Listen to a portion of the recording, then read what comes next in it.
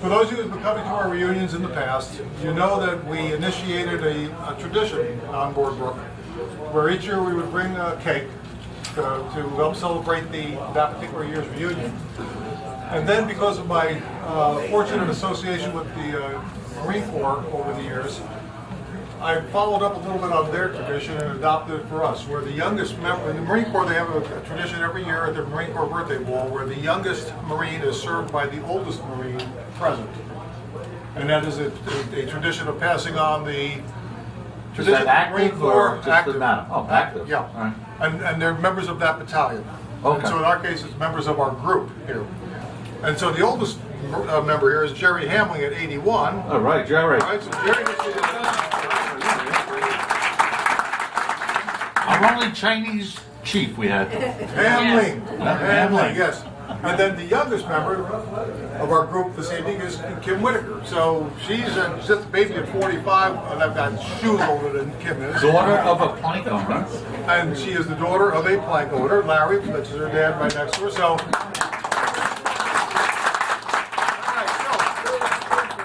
in that tradition, they will both cut the cake, and Jerry will serve the first piece to Miss Kim, and we will have passed it down. Help out, Kim. We do it together. Okay, let's just cut one line here. Dad, you get the first piece. I'm going to get on. I'm going to tell him, there goes your damn diet. Wow, that's cool. You didn't do what that? I didn't get my Oh, no, that's right. Wait, yes. We'll get those coming. It's coming. That's right. Jerry's serving up the cake, so that is our cake cutting ceremony for this year. So by all means, and hey, whatever you're doing, we're open till we're open till 10 o'clock, and feel free to use both rooms, and then we're mustering here. Not a very good substitute for Rita Giblin, but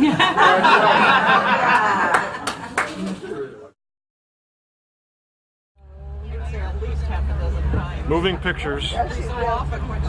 Wave.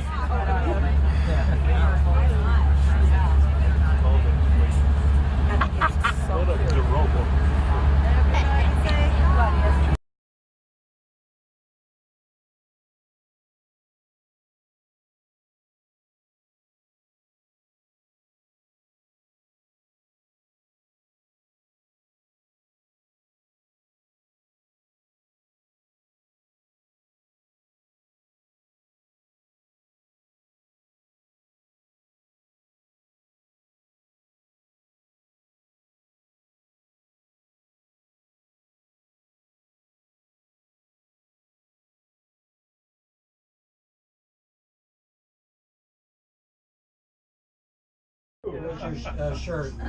In honor of my Marine friend, I told you to pull up your zipper before we got in the elevator. Thank you very much. Another elevator joke from Tom. The pride, the passion, the people, the quality, I brew Budweiser. the world's finest beers. I am the brewmaster. I'm the brewmaster. Brewmaster. I brew Budweiser, and I'm proud of it.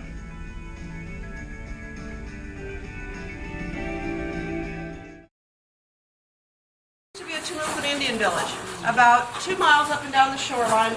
They had several artesian springs within their village, and when Ponce de Leon came, he would have called that a fuente or a fountain. Now he was quite impressed with the Timucuans. This was at a time in the early 1500s when people in Europe were dying before they even reached age 40. They had so much disease, pollution, their water supply was really bad. The Timucuan Indians that Ponce de Leon met were living to be 80, 90, some they were 100 years old. And of course, when he went back to Puerto Rico and told everyone about this, they said, well, that's magic. It's got to be magic. That's the only way you can live that long. Not the fact that they fished and hunted and grew vegetables, walked and ran everywhere, and drank mineral water. But when he wrote about that, that was one of the reasons that Pedro Menendez came from Spain 52 years later under orders of the king to start colonies and chose this spot to start St. Augustine. Out in that field is where Menendez settled directly from Spain with 100 people. You'll see the evidence of some of the buildings they uncovered. We don't have any active archaeological digs right now, but you can read about it and hear about it in some of the shows. Now this is not what was here originally. There was a spring here, a very large spring.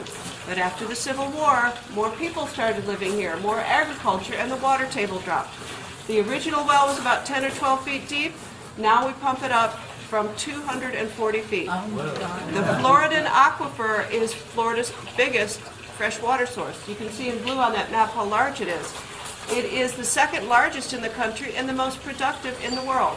About 40 million people a day get their water needs from the Floridan Aquifer. So we here in Florida want to take care of it and make sure it lasts. Now, as I said before, there's minerals in that water, so you've all had your daily mineral dose. I hope you all feel good. If you have any questions, let me know, and enjoy the rest of the park.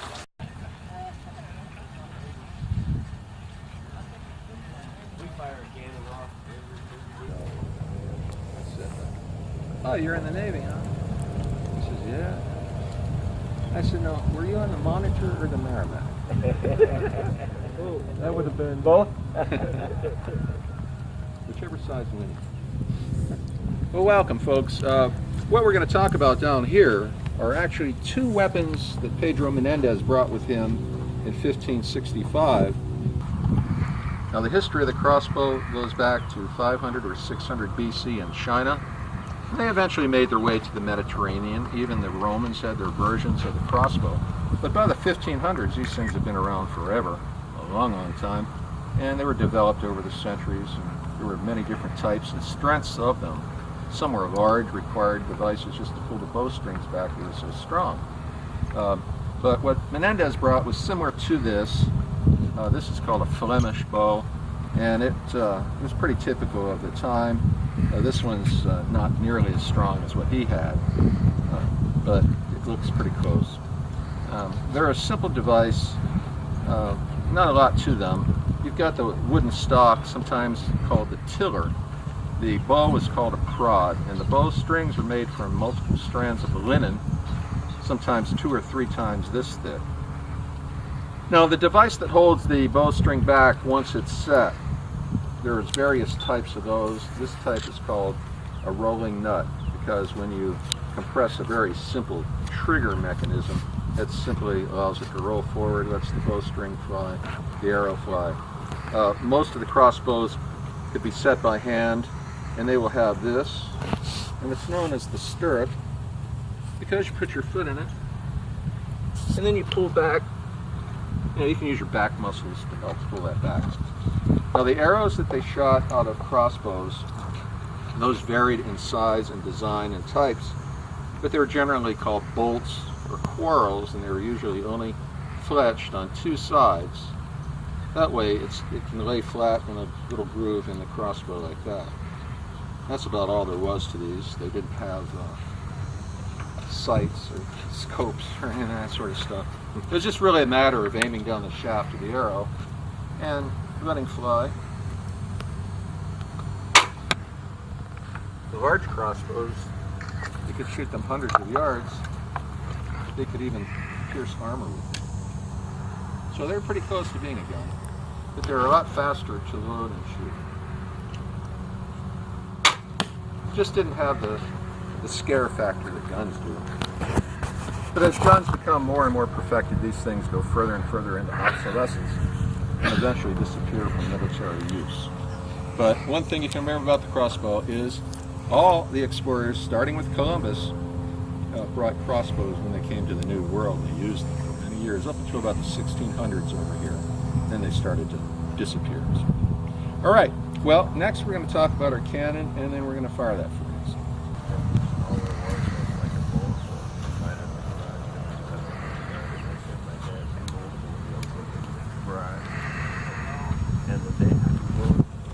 Now, our cannon is a reproduction of this 6-pound bombardetta, and it's a very, if you look at it, it looks a lot different than most cannons you've seen on battlefields, Civil War battlefields, or even the ones on the pedestals around here. Those are all strictly muzzle loaders. Most cannons were muzzle loaders up until after the Civil War. But in early days, they had cannons that were actually breech charged. Now, what that means is If you look beside the cannon, you'll see a cylinder sitting there with rings on it. That's called the servidor, or powder mug in English. I have one loaded in there just like it now. Now each one of these cannons might have as many as 5 of those things, 4 or 5 of them. Could be preloaded and then reloaded after they're fired. With a 5-man cannon crew, they could rotate through those things pretty fast. They were able to get remarkable amounts of shots off free, they say, for a short period of time, sometimes as many as 4 shots a minute. Now, they're not a very powerful cannon. There was a lot of gas leakage back there where the servidor goes in. So they were pretty much restricted to small cannonballs like this one. Now this is a solid shot. There were no exploding cannonballs in the 16th century, no matter what Hollywood wants us to think. Not really impressive. It's not going to blow up. However, with a full load of gunpowder in the servidor, that cannonball could it had a muzzle velocity of about 400 miles an hour, and it could go as far, well, just about as far away as the Bridge of Lions is. That's 9/10 of a mile. But there was no velocity at that distance, and there certainly was no accuracy at that distance. But at about half that distance, the gunners were trained to hit targets, and so they were pretty good at it. Now, even though that's not much of a cannonball, there were no gigantic galleons or ships that came into this harbor because the inlet was only 9.5 feet deep at high tide. So any large ships would have to anchor offshore, and they would have to come here on boats the size of our chalupa. That's what they called those boats, chalupa. On chalupas, or ships, boats that size, and cannonballs flying about 400 miles an hour certainly take care of that. So. Now earlier I mentioned a full load of gunpowder. What I was talking about was that the standard formula of the day for black powder cannons was half the weight of your projectile in black powder. So with a 6-pound shot, you're talking 3 pounds of powder. And that's equivalent to 3 sticks of dynamite. So guess what we're not going to do today? We're going to use a very small portion of that, but you're still going to get the full effect. You'll enjoy it. The other disappointing news is that we don't actually fire a cannonball out of the barrel. The Coast Guard has no sense of humor, so we don't do that either. But believe me, you'll understand. Oh, one thing I left out is that the cannonball was the only thing that went down the barrel of the cannon.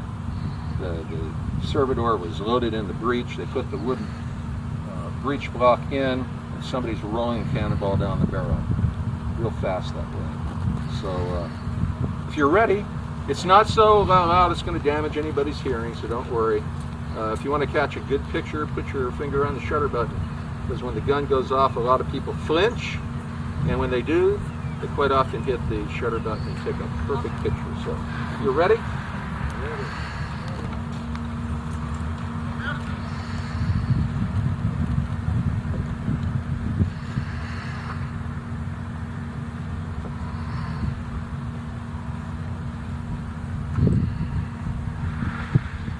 Put España. Fuego! Not too bad. Now that was actually only 2 ounces of black powder, 2 ounces. So if you can imagine 3 pounds, maybe you don't want to. Wow. Of course, people always ask whether cannoneers were deaf. Probably. After a while, I'm sure they had to be. Any questions, folks? All right, enjoy the day. It's beautiful weather. Thank you. Thanks for coming. Thank you. Quarter after, I'll be demonstrating a matchlock arquebus. Right over there where you see the other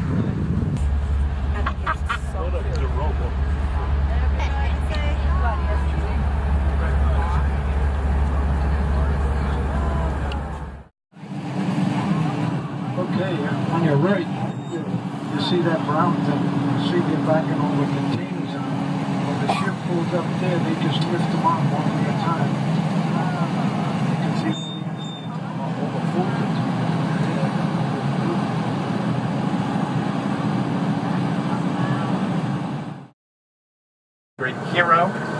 Jacksonville gets named after him. That's where Jacksonville comes from. Our city gets laid out in 1822. He was the Greek hero of the day, so name the city after the general. And of course, he was the hero during the Battle of New Orleans.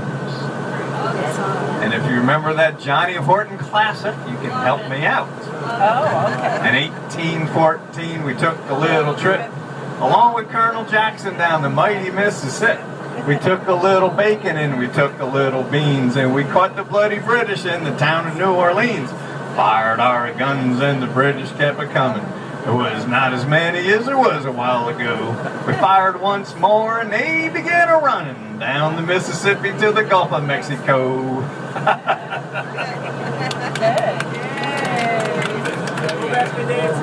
Go back to dancing, that's right. Yeah, there you go. That's my twin brother. Yeah, I'm not quite ready for American Idol or anything like that. Don't give up the day job. Yeah, there's only 2 songs that I sing, and that one, Happy Birthday.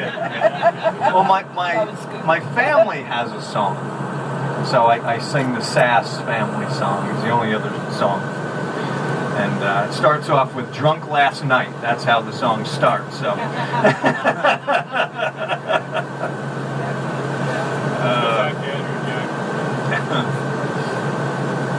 So we're going to do a little tour of Jacksonville today. There'll be at least one stop. That's at our Veterans Memorial Wall out in our sports complex area. You haven't been there on any of the other tours, right? Okay. But that's a favorite stop of mine. And we'll be driving through downtown Jacksonville, out to the sports complex area. We'll probably have some time to go to 1 or 2 of our neighborhood areas, like the Riverside area. And lunch today is at River City Brewery. So, since you didn't have enough beer for you all over at Anheuser-Busch, at this brewery here, you have a chance to drink them dry, too. It is the largest city in land size in the United States outside of Alaska. There's 2 in Alaska that are bigger. But Jacksonville is huge, 841 square miles. You can fit New York City, Chicago, and Denver all inside of Jacksonville. Huge! But Andrew Jackson, talk a little bit about Andrew Jackson, is in all of Florida, he was the first territorial governor. So, James Monroe, president, had sent Jackson down to make sure that the Spanish were going to leave, because we bought Florida from the Spanish for $5 million back in 1821. So they had sent Jackson down as the first, more of a provisional governor. He knew the area. He had been down here before, obviously War of 1812 and such. So he made sure that the Spanish left and followed through with the treaty, with Adams-Onis Treaty. And then they turned the job over to a guy named William Pope Duvall. So William Pope Duvall, he really was the first governor of Florida.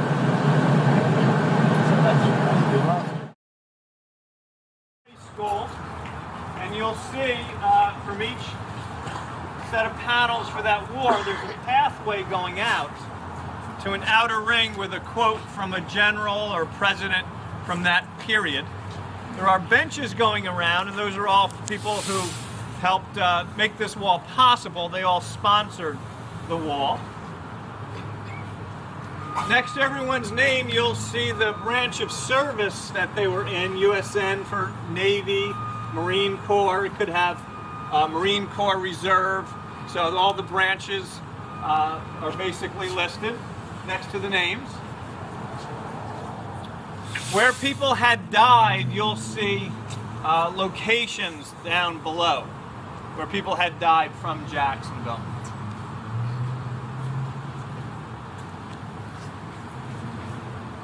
So the first 2 guys I'm going to talk about are Carl and Percy Knight. U.S. Army. They're identical twins. They both volunteered to go into the Army on the same day. Both were over in Europe. And they both died on the same day, both of the flu, both of influenza, but one died in a hospital in France. One had been sent home earlier and died in a hospital in the United States. Both died on the same day. Isn't that amazing?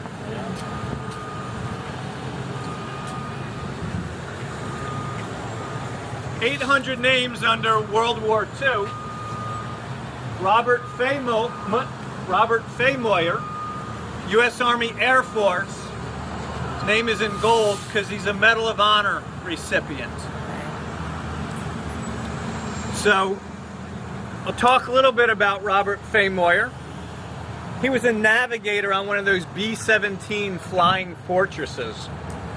And very dangerous mission over Germany, where his B-17 got shot up, and he got multiple injuries to his side, to his back, to his neck. He was in great pain, and he refused any morphine because it was his job to get that plane back.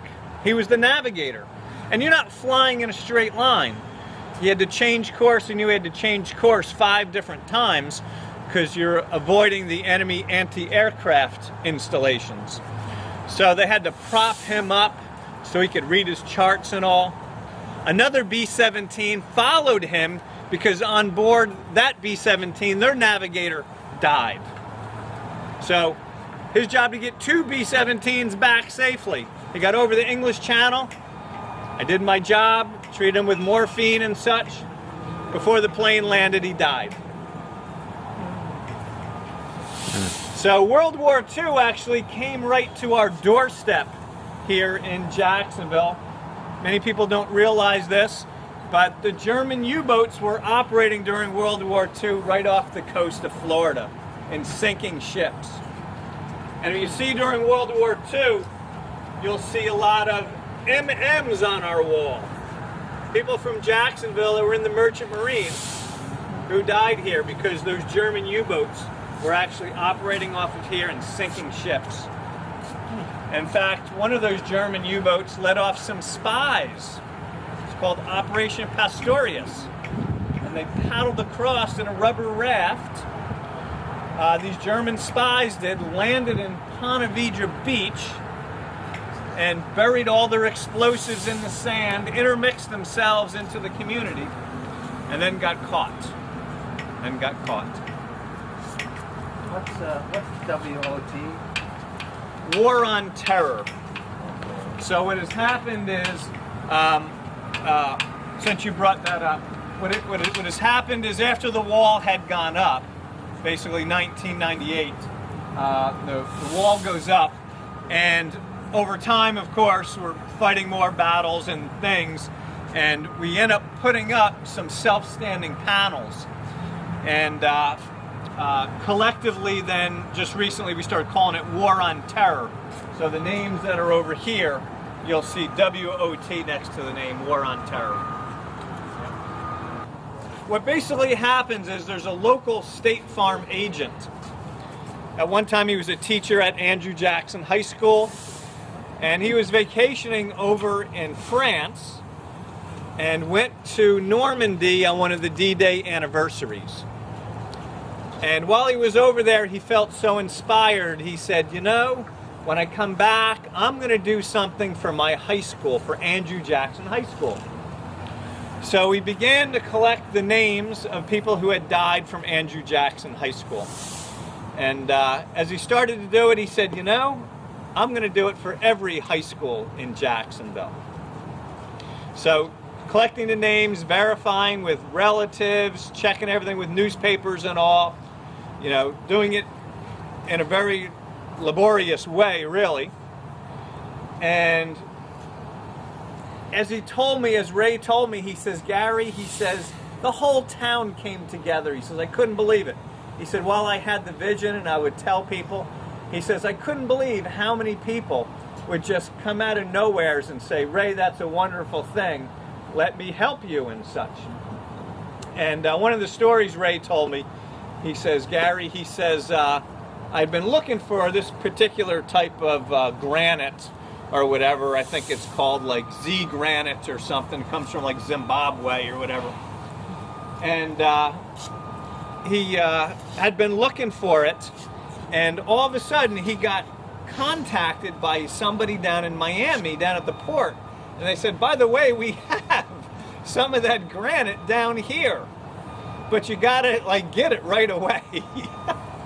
And he didn't have the funds for it. He was still just gathering names and stuff like that.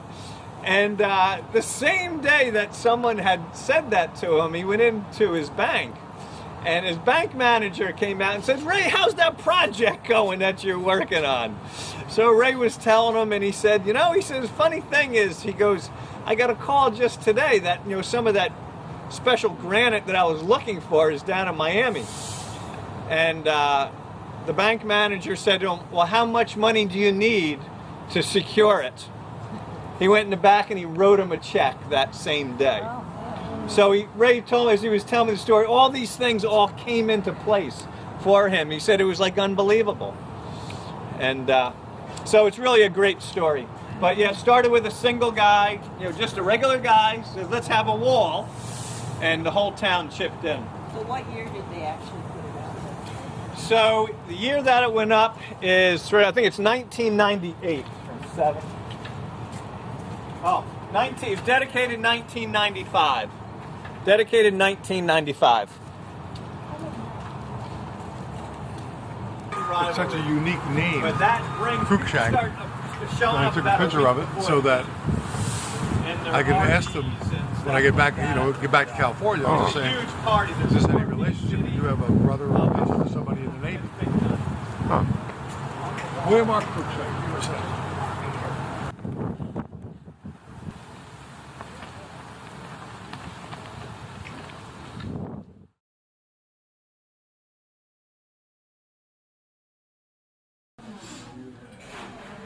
Who would have thought 17 years ago? All right, so I'd like to welcome everybody who has come to this year's reunion. And from far, near and far. Some as near as a couple hundred miles, some almost 3. How far is it to Alaska, Mr. Allen? 5,000 miles. 4,000? You might be close. Yeah, well, you do win a prize for coming the farthest distance. That's the bar jam. Oh, they didn't tell you that, right? I'm coming, Elizabeth. All right, folks, what I would like to do, we're going to try to keep this relatively brief so you can get down to having some food here. Traditionally, every year, we start our evening banquet either with the Star Spangled Banner or Pledge of Allegiance. Since our female vocalist is not here this year and I sound terrible, I'd like you to all stand and join me for a moment while we pledge allegiance to the flag. In this room, ladies and gentlemen, everyone has worn a uniform, and there are ladies who have supported them wearing a uniform. That's not going to happen. Thank you. Ready? I pledge allegiance to the flag of the United States of America and to the republic for which it stands, one nation, under God, indivisible, with liberty and justice for all. Thank you. Amen.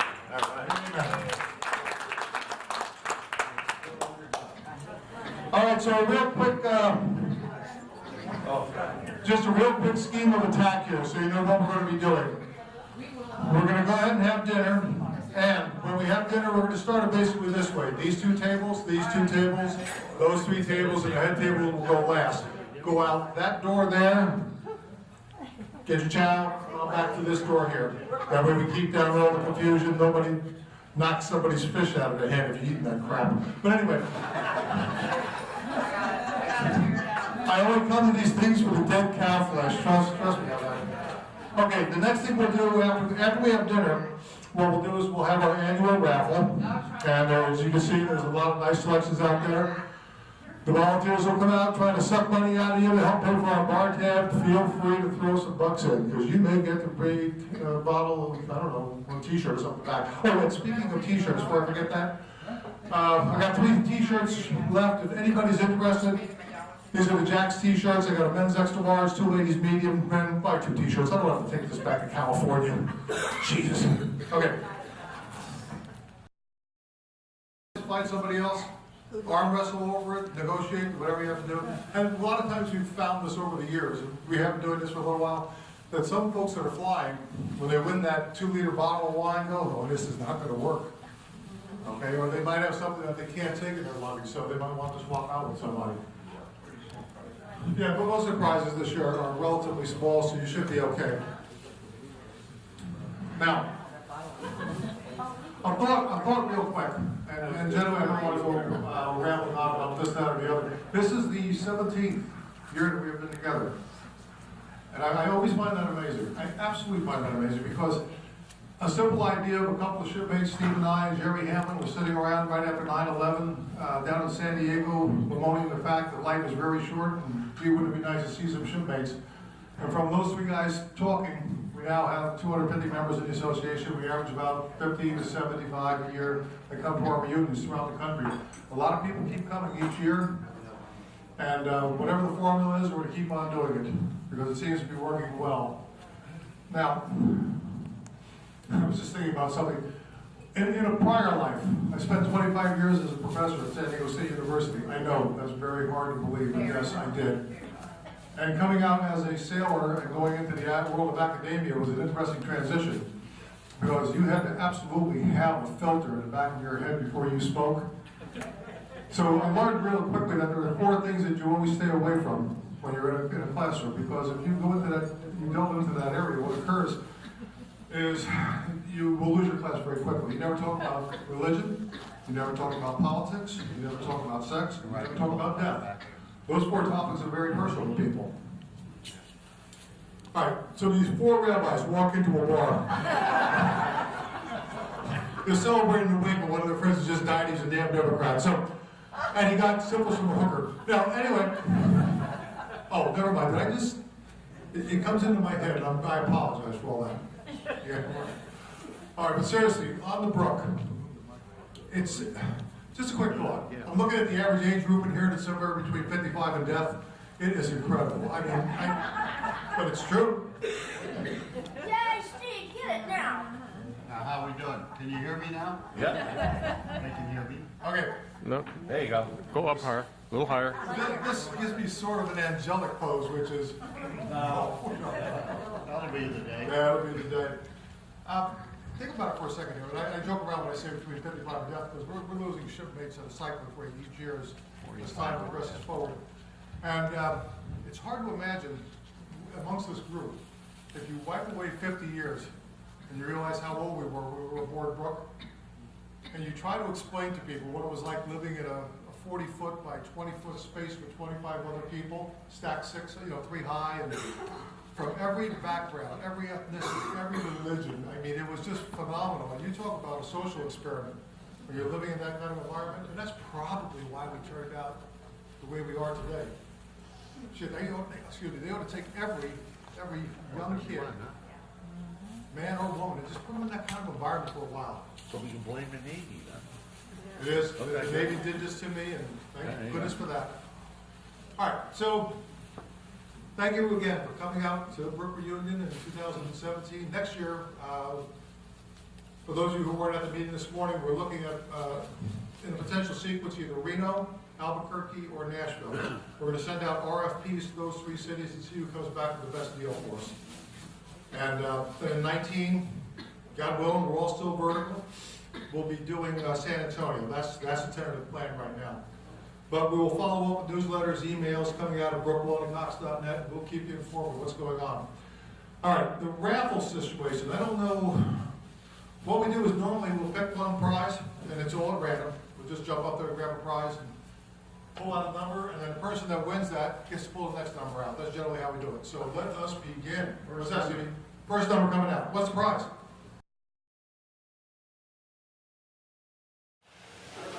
So over the course of 22 years, Brooke had, I would say, probably 2,000 to 3,000 men that served upon her.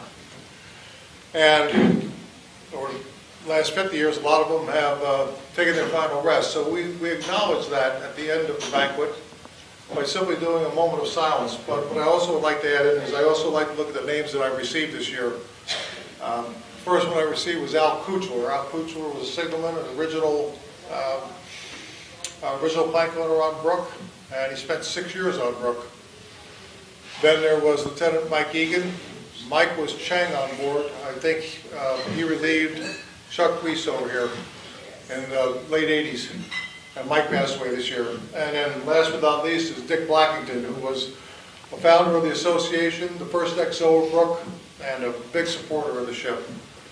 So those three names are predominant this year, but if you would join me just one moment, a moment of silence, please, for past shipmates.